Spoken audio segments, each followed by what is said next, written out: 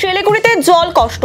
শনিবার ফুলবাড়ি মহানন্দা ব্যারেজ এলাকা পরিদর্শন করলেন শিলিগুড়ি পুর নিগমের মেয়র গৌতম দেব। সঙ্গে ছিলেন ডেপুটি মেয়র রঞ্জন সরকার, পুর নিগমের সদস্য সহ অন্যান্য আধিকারিকেরা। ফুলবাড়ি থেকে শিলিগুড়ি শহরে পানীয় জল সরবরাহ করা হয়। শুক্রবার থেকে ফুলবাড়ির জল উত্তোলন কেন্দ্রে তিস্তা নদীর বাঁধ সংস্কার ও নদী থেকে পলি সরানোর কাজ শুরু হয়েছে। এই কাজ শেষ হতে প্রায় 15 দিন সময় লাগবে, যার ফলে কাজ চলাকালীন তিস্তা নদী থেকে পানীয় জল শিলিগুড়িতে সরবরাহ করা সম্ভব হচ্ছে না। শুধুমাত্র শিলিগুড়ির মহানন্দা নদী থেকে জল উত্তোলন করে শহরের বিভিন্ন ওয়ার্ডে পাঠানোর ব্যবস্থা করেছে পুর নিগম। এদিন ফুলবাড়ির মহানন্দা ব্যারেজ এলাকা পরিদর্শন করলেন মেয়র। সমস্ত দিক খতিয়ে দেখেন তিনি। পরিদর্শনের পর মেয়র জানান, দেখতে এলাম 17.5 যদি এই ওয়াটার লেভেলটা থাকে তাহলে জলের কোনো প্রবলেম হবে না। ইরিগেশন আমাদের বলেছে যে আমরা 17.5 এই লেভেলটা মেনটেন করবো, চেষ্টা রাখবে। সবটাই একটু মানে হাইপোথেটিক্যাল আছে, যাই হোক হোয়াটএভার, চেষ্টা করবে। একটু লিকেজ আছে ওই 9 নম্বর চ্যানেলটায়, সেটা আমাদের উনি ইরিগেশনের লোকদের নিয়ে দেখছেন।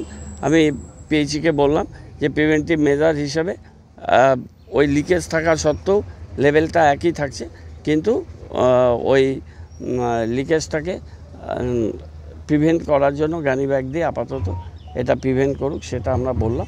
আর এই জলটা মানুষের ইউজেবল কনজিউমেবল হবে কি না সেটা আগের দুটো টেস্টে টেস্টটা ফেভারেবল এসছে। আরও দুটো টেস্ট পলিউশন থেকে তারা করছেন, করে পিউরিফাই করে সেই জলটা মানুষের কাছে পৌঁছানোর ব্যাপারে ফুল প্রুফ অ্যারেঞ্জমেন্ট করেই সেটা মানুষকে আমরা দেওয়ার কথা বলেছি। তার আগে আমরা পিসিবি থেকে পুরো ক্লিয়ারেন্সটা নেব। এর স্যাম্পেলটা চলে যাবে সোমবার দিন পিসিবির কাছে, এবং 1-2 দিনের মধ্যে ওরা রিপোর্টটা দেবে। এইটা হচ্ছে একটা বিষয়।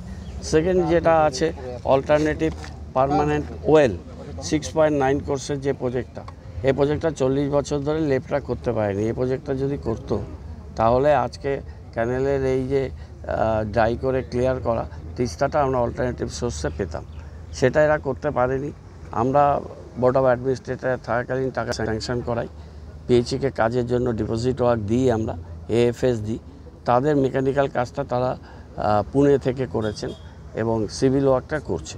সেই কাজটা এতদিনে শেষ হয়ে যাওয়ার কথা ছিল, কিন্তু তারা 7 জুন অবধি এক্সট্রা টাইম নিয়েছে, কেননা তাদের পাইপলাইন লেইং, তারপর অ্যালাইনমেন্ট, এগুলোতে একটু সময় বেশি লেগেছে। এখন আমরা ওইখানেই যাব, অল্টারনেটিভ ওয়েলের ওই জায়গাটায়। সেখানে পিএইচির লোকেরা আছেন, অফিসাররা আছেন, তাদের সাথে আমরা কথা বলে আমরা গাইড বাই রিপেয়ারিং, যেটা মেইন কাজ ইরিগেশন অলরেডি শুরু করে দিয়েছে, সেইখানটায় আমরা যাচ্ছি।